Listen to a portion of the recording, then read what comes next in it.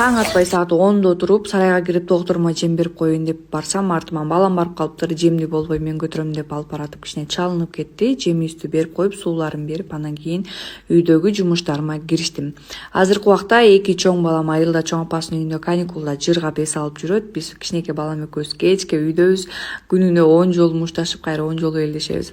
Ваннаны да жуудум. Бүгүн болсо гүлдөрүмө суу бердим. Бир сыра гүлүңдү эмнеге эшикке чыгарбайсың дегендерге, эшикке чыгарсам мен тоогум жеп кетет же итим сүйрөп кетет да, ошон үчүн үйдө эле.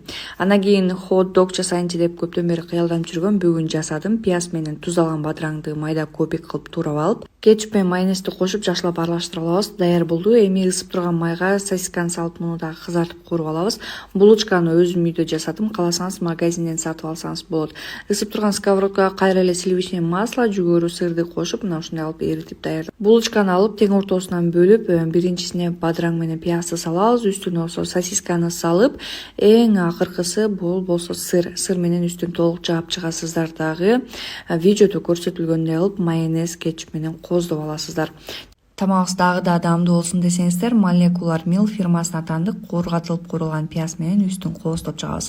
Рецептти өзүңүзгө сактап жана жакын досторуңуз менен бөлүшкөнгө унутпаңыз. Сиздер менен болгон Айдан Келинка, тамагыңыздар таттуу болсун.